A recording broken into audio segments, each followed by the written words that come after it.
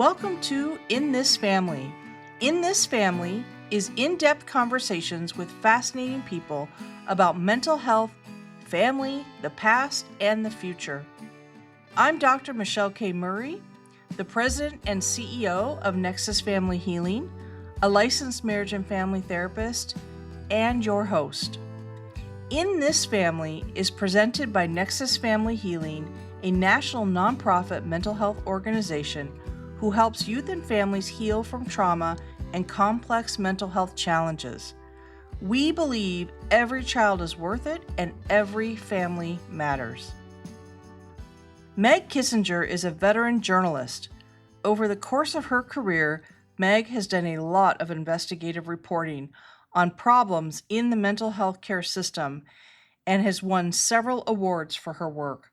A big reason why she's so passionate about how people with mental illnesses are treated is that it was a big issue in her family growing up. Meg was one of 8 kids near Chicago in the 60s and 70s.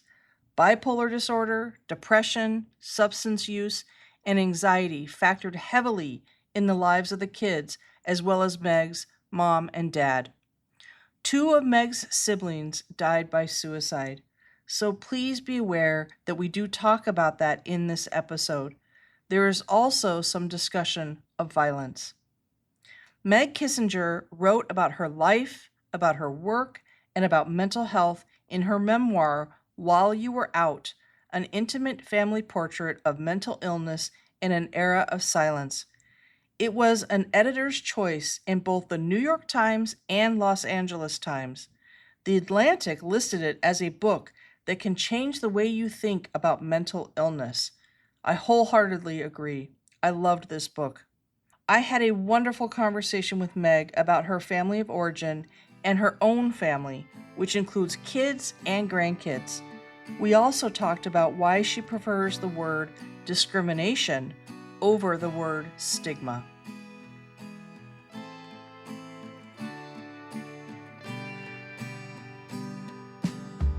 Meg, hello. It's great to have you here. I am very happy to be with you. Why don't we start by having you talk about your family? So I am the 4th of 8 kids. We were born a long time ago. We grew up in Chicago, or a suburb of Chicago called Wilmette. Big old Irish Catholic family. And I was, the monkey in the middle. My family is adorable, lovable, fun, but also very banged up with mental illness. And that is something that we didn't know how to talk about. We didn't know what was in front of us. And as the years unfolded, some tragedy ensued. But through all that tragedy, there was indeed a great deal of affection and love and joy, which sounds weird when you are talking about a family that has, been as troubled as we were with these very serious mental illnesses. Explain what mental illnesses manifested in your family and with who. I think the biggie, or disease that we're most related to, is bipolar. And that is, my father had that diagnosis. Of course, we didn't learn that until way late in the game. My mother had depression and anxiety. And as I so snarkily observed one time, take 2 alcoholics, one with bipolar and the other with depression and anxiety, and let them have 8 kids in 12 years. And, what could possibly go wrong? So, as it turned out, then 3 of my siblings had very serious mental illness. My sister Nancy, who died in 1978, didn't really have that diagnosis of bipolar because they didn't call it bipolar in those days. To summarize, the prevailing illness in our family is bipolar. And it is with a smattering of depression and a big dollop of alcohol abuse. But again, sometimes these terms are kind of squishy. And as you know, best of all, mental illness is best described as a cluster of symptoms. So many of those symptoms that my family members experienced would be classified as bipolar. So wide mood swings, impulsive behavior, kind of chaotic living. Meg, can we take some of your family members one by one a little bit and maybe describe what that bipolar and depression looked like for each one. And maybe let's start with your parents. So when you talked about your dad, what'd that look like with your dad? So my dad was a larger than life character, so charming, could like the proverbial, like could sell water wings to the seals. He was just a very magnanimous, impressive guy. But the flip side of that was, again, like erratic behavior, very volatile, prone to lash out.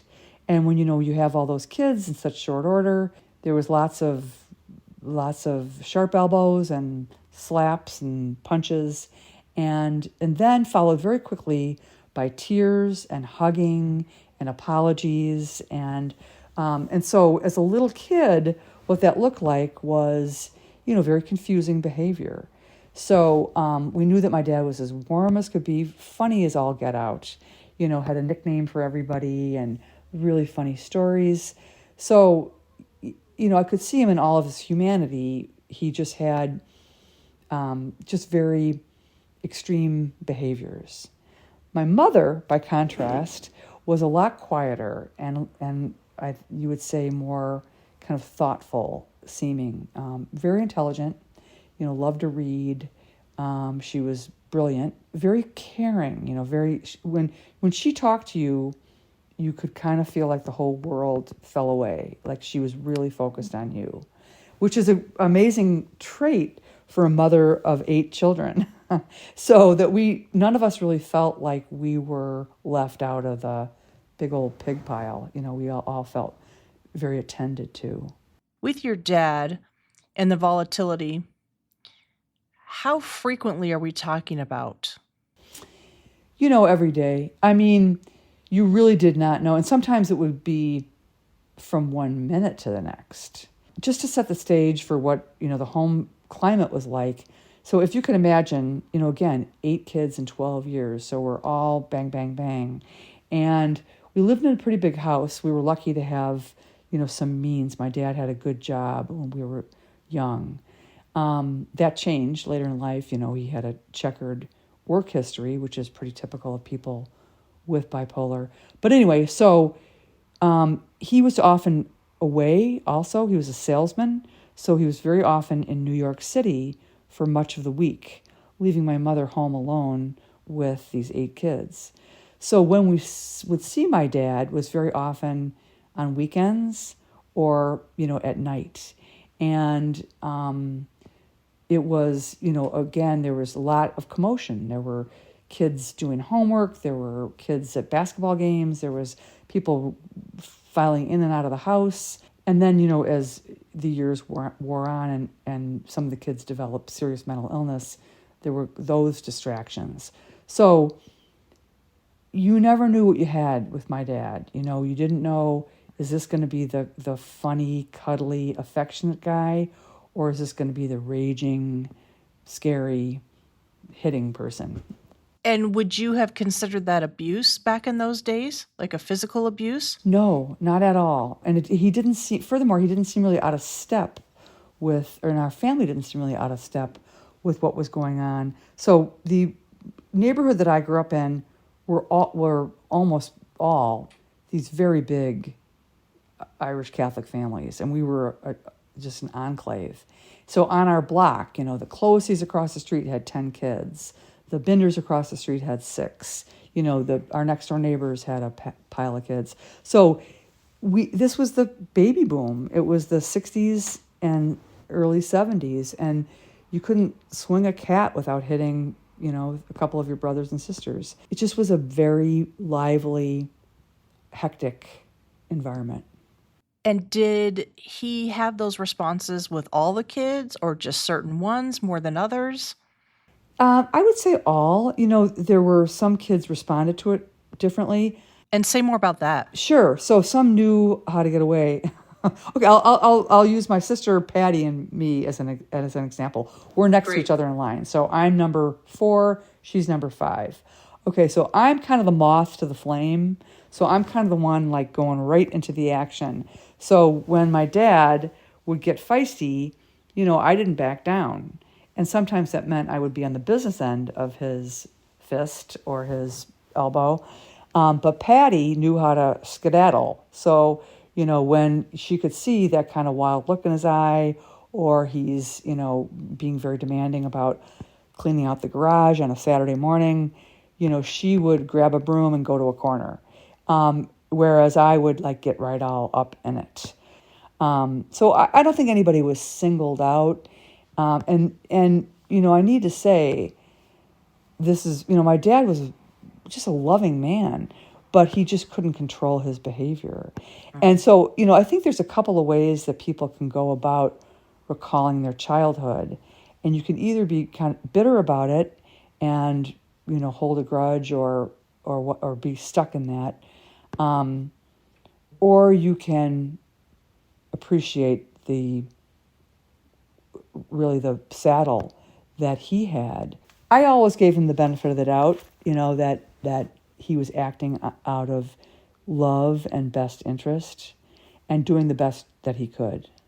And how did it play out with your dad and your mom, given your dad's struggles? Yeah, they were very in love. And, we've drawn a lot of comfort from that over the years. So my mom died when she was 66. She died of lymphoma.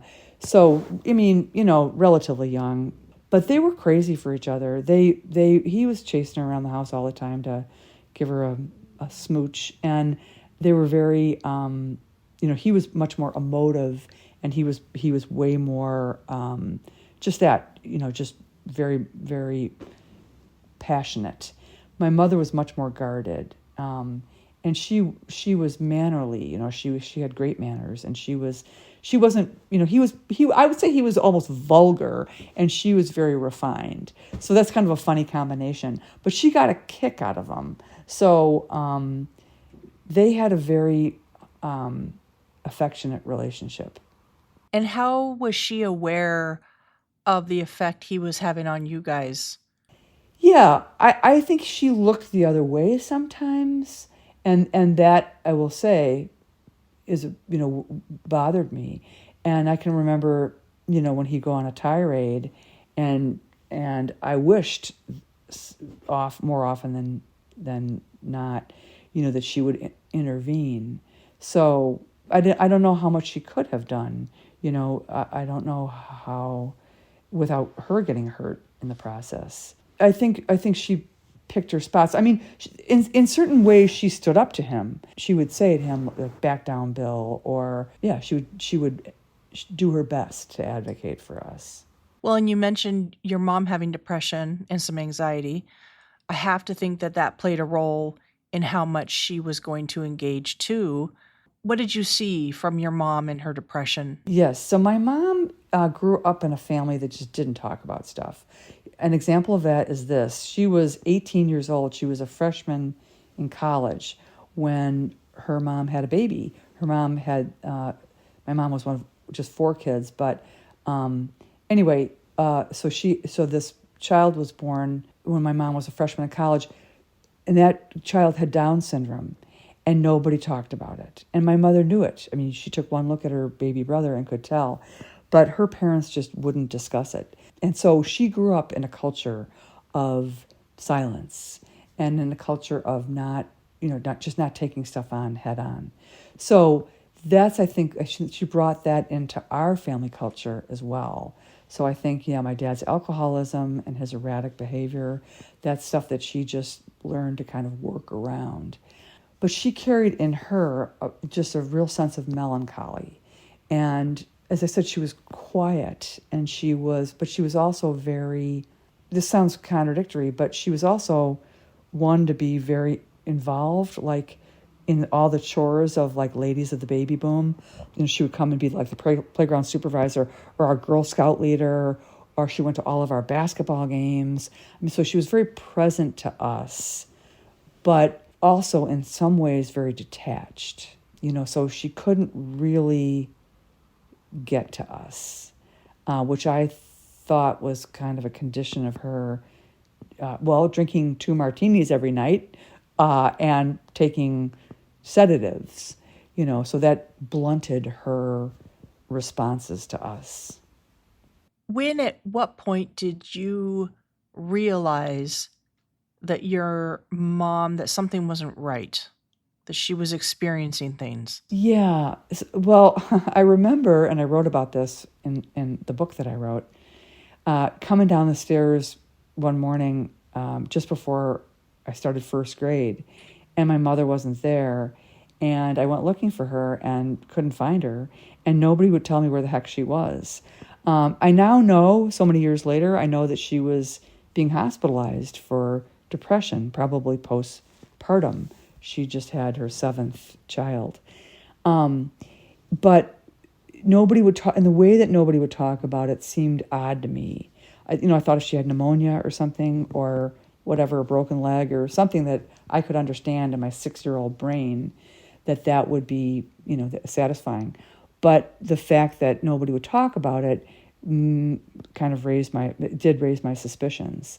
So that's when I had my first kind of inkling that something was going on that I wasn't supposed to talk about. And did you and your siblings ever talk about what was happening with your mom or your dad? Not really. I mean, we would signal to one another, like, look out, dad is on a rampage, or we'd tease my mom about being so spacey.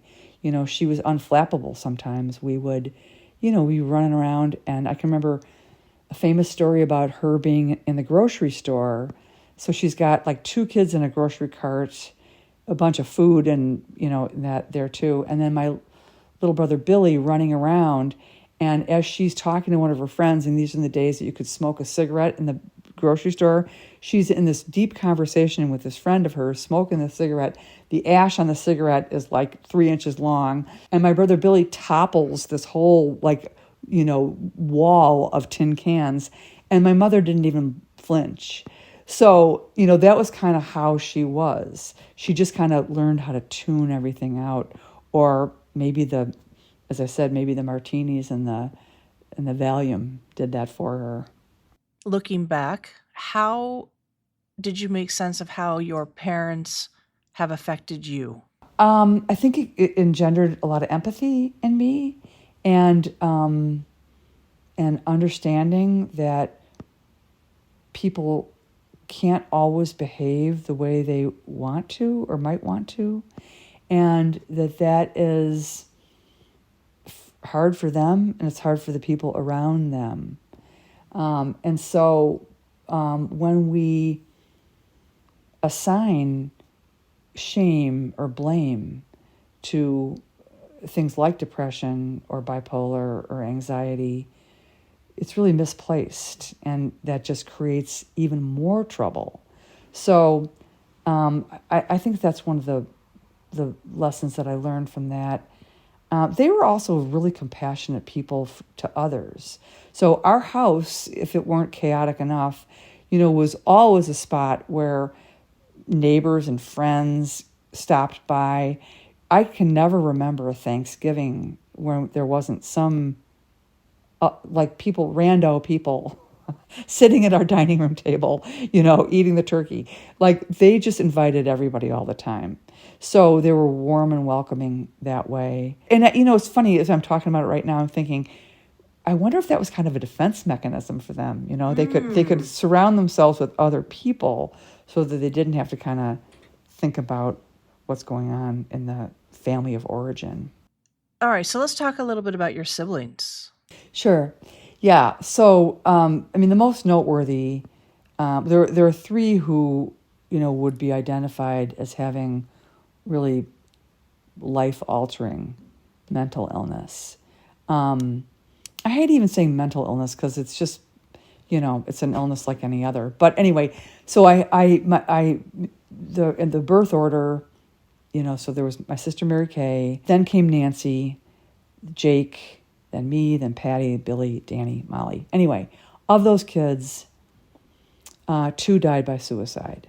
So my sister Nancy, who was the second oldest, who ever since I can recall, she was 4 years older than I, she always struggled with erratic behavior.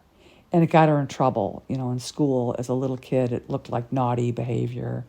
And then as she got older, it was more like drinking and drug abuse, when she got into college. And she just struggled ever so much more mightily as the years went on with her depression and thoughts of serious suicide attempts. And then ultimately she did die by suicide. She was 24 years old when she died. Well, I'm really sorry to hear that. Thank you. Yeah, then I was going into my senior year of college. It was a shock, but not a surprise. But, she wasn't a threat to me anymore because she had been. Talk about how Nancy was a threat to you. Sure. So, occasionally she would have hallucinations or delusions. She was, by then, her bipolar was really out of control. And every once in a while she would grab a knife, and sometimes I was on the business end of that. She would chase me around. I remember one time waking up and she was standing over me with a knife, which, is horrifying. But I don't know that she would ever have actually stabbed me or used it, but I sure as heck didn't want to wait around to find out. So anyway, she was the first. That was 1978. And then the next in line is my brother Jake. And Jake, who is now 70 years old, but Jake is kind of my good news Kissinger. He has had a life of depression, anxiety, kind of chaotic thought. He's really not able to kind of manage the affairs of daily living. He lives in a group home currently in the Chicago area. But like a nicer person you will never find. Huge heart, funny, smart, thoughtful, generous, just one of the best people I know. And so what distinguishes Jake is that Jake was always willing to acknowledge his illness and never apologize for it or feel ashamed of it. He doesn't want to have it, but he's very forthcoming and very accepting. He gets frustrated and sad that he has it, but he has taught me over the years, just to call it the way it is and ask for help when you need it, and no need to apologize for anything. So he's the next in line. And then there's me, and then there's my sister Patty. And Patty, all of us in our teenage years struggled with anxiety. How could you not when there's all this turmoil at home? Right. So to a person, everybody had fits of anxiety or not being able to really thoughtfully cope. And that manifested in different ways, either really angry, like classic lashing out teenagers, or some eating disorders. There were some people in the family had eating disorders. And then my brother Danny was the second youngest. He was classic bipolar. Danny was probably the most affected by my sister Nancy's suicide. So he was going into his sophomore year of high school. And on the night that Nancy died, my dad gathered us all into the living room, and he said, looking at each of us quite sternly, and said, if anybody asks, this was an accident. And he said that because he was really afraid that, my sister was not going to be afforded the dignity of a Catholic funeral or have her body be buried in the Catholic cemetery. And he was also embarrassed. I think he felt like people were going to judge him and my mom, and what kind of family has a kid who takes her own life. But what that did, those words, which were very chilling, it settled in us the notion that this is something to be very ashamed of. It's worth lying about. And Danny, I believe, was at such an impressionable age, and also, who's more self-conscious than a 14 or 15-year-old boy. Anyway, I think that the unsettled, that never having been dealt with in a straightforward way set this very bad pattern for him of shame. And so when his own symptoms of bipolar began to emerge, he was very scared to acknowledge that, very hostile to acknowledge that. So he never accepted treatment. Unlike Jake, the very willing patient, Danny would not at all abide any suggestion that he needed any help. And his illness just got, worse and worse, and he got in more trouble and just made a mess out of his life. And sadly, he too ended up, taking his own life. He was 34 when he died. And that was a gut punch, they both were, but we felt like we probably should have known more to help him in a better way. Let's talk about your book while you were out. First of all, I loved it. Read it over a weekend. It was incredible. I had a really hard time putting it down. It really seemed to speak to me. Why did you want to write the book? I want to say like a noble ambition to to bear witness and to let people know that they're not alone. I just knew that, especially baby boomers, growing up in that time frame, just didn't have a way to talk about this, and I wanted to give a name to it all. I wanted to, as I said, bear witness and make people feel less alone. That certainly is true. That was a big motivation for me. But I will tell you honestly, what is also was a big motivation for me was anger. I was righteously angry, full of rage about our really, beyond imperfect, our very broken mental health system. And I was lucky enough, to have a job as a newspaper reporter, and I worked for a very good newspaper, the Milwaukee Journal-Sentinel, fantastic regional newspaper in its day, in a time when local news was really thriving. And I was lucky enough to work for editors who really believed that one of the biggest scandals of our time is how people with mental illness are treated. So they let me go all over the place. I ran amok for years. I spent 25 years, really digging into the inadequacies of the mental health system. So I got to bring to that, I got to take all of my Kissinger family angst and rage and chaos and confusion and spin that to be a career in interrogating the principles and who is supposed to make our system work and why isn't it working, who's responsible for that. And I could bring, that anger to that very searing question is, why are we treating people with these illnesses in such a horrible way, and what do we need to do to make them better? What do you see the difference back when you were growing up, relation to mental health, and now? Any difference? Oh yeah, a ton of difference. So I do think that the discrimination persists. So we talk a lot about stigma with mental illness. I don't really like the word stigma, and this is I'm going to nerd out for a second just on my semantics here. But Good. Yay. Okay, so stigma means, stigmata, which is the markings, the markings of Christ. That was where that word comes from.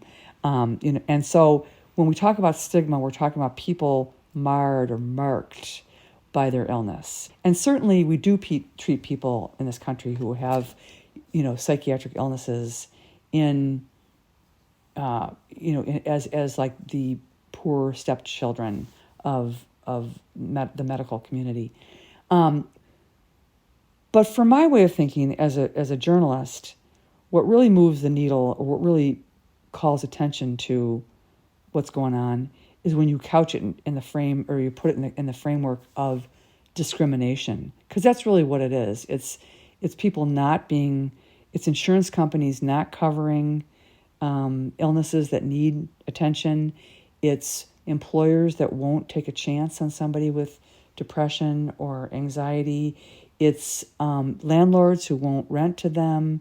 It's all the ways that we discriminate against people with mental illness. It's the way even comedians, speak about crazy people, and very disparagingly, and in ways that to diminish their humanity. So yeah, I can get worked up in a very righteous head of steam.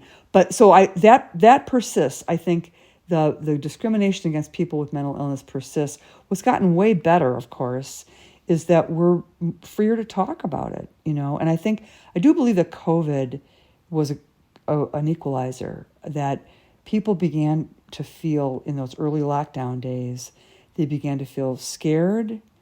They felt they were isolated. They felt lonely. They felt a lot of ways that people with serious mental illness feel. And so that engendered in them, much more empathy. We still greatly lack the precision in talking about what is mental illness. It's one thing to have like situational depression, or, you're having a bad hair day, whatever, versus schizophrenia, or, full-on hallucinations, or crippling depression where you can't get out of bed. So we still don't, the general public lacks an understanding of what is mental illness, and then we certainly don't devote enough resources to figuring out how can we treat these people better, and what kind of medications we need to perfect, and it needs a whole lot more of attention. When did you learn that your family was different from other families? Well, I think after Danny died, you just take a little census and you'd be like, whew, that's 2 down to suicide in one family. That's a lot. Seemed like a lot. So that's when I that's kind of the most glaring example. But again, like the other siblings, like they're kind of superstars in their own right. My sister Patty is a epidemiologist. She's the associate dean at Tulane University. My sister Mary Kay is a fantastic mural artist. My brother Billy is he's a very good musician and a newspaper or a TV news writer. My sister Molly is a superstar athlete. So everybody kind of found their own way to exercise their crazies and find, balance and success that way. And I think for me, again, it was like, I think journalism is what allowed me a way to be curious about the stuff that I was too afraid to delve into on my own. So I could ask a total stranger, tell me all about your hallucinations or your break with reality and your rampage that you just went on. Or I could interview families that had gone through some horrible crisis.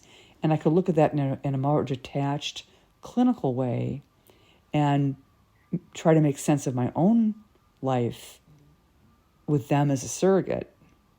So that was very helpful to me. In some ways, I think my family is very unusual. I mean, in that the amount of heartache and sorrow, but also I think we're also pretty typical of, if you scratch, deep enough, I think you'll find that most families have a big measure of what our family has. So what did you do differently as a mother with your own children, knowing and experiences what you have?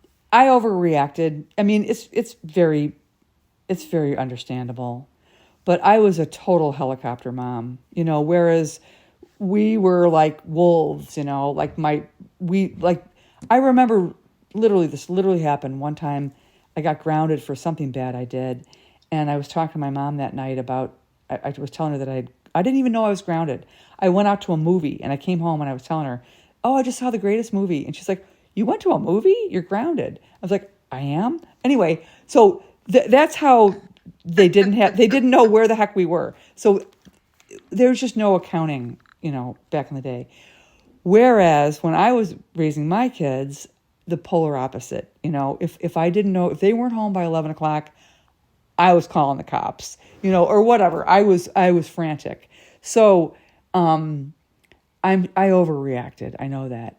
And I ultimately did, on a very serious note, I did ultimately, finally, after trying to get by without ever seeing a therapist, which is a very stupid thing, really stupid, I finally availed myself of therapy at a much too late age. And it was so wonderful and so helpful. And I recently did EMDR therapy. And it was really great because I was having, kind of flashbacks. And I was overreacting to stuff. And EMDR, this eye movement desensitization and reprocessing. It did help me. It helped me to, not freak out and not just go to this trigger reaction in my body to stress. So how it affected me as a mother was it made me much more vigilant. And that was good and bad. Explain both. What was good about that and what was bad? I mean, the good part is that I never took my kids for granted. I just, soaked up everything they did. And the bad is that I soaked up everything they did. I was not as inclined to let that tether go out any farther than I could, I wanted them ever close to me. I'm now a grandmother. I watch my 6-year-old granddaughter scramble up and the 4-year-old scramble up these monkey bars, onto the play equipment. And I am like, everybody, every bone in my body is quaking. And I'm saying like, don't go any higher. And my daughter's like, Mom, it's fine. They know how to climb. And if they don't, then they're going to fall and they might break an arm, but they're going to be okay. It's not the way I raised my own children. So there is fallout. So I'm being kind of cheeky, but the serious answer is, it takes a toll. And I've had many conversations with my kids, to say, I'm sorry that I was, such a hovering mom, but I just didn't want to lose you. Well, it's been wonderful to have you on the show. Very delightful conversation.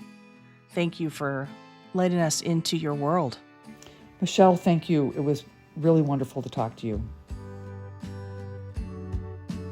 Meg Kissinger's memoir is While You Were Out, an intimate family portrait of mental illness in an era of silence. It's available wherever you get your books. In This Family is produced by John Moe, music provided by Jeremy Messersmith. You can learn more about Nexus by visiting nexusfamilyhealing.org. Thanks for listening. If you enjoyed this episode, we hope you recommend In This Family to family and friends. Post about us on social and leave a rating or review. I'm Dr. Michelle K. Murray. See you next time.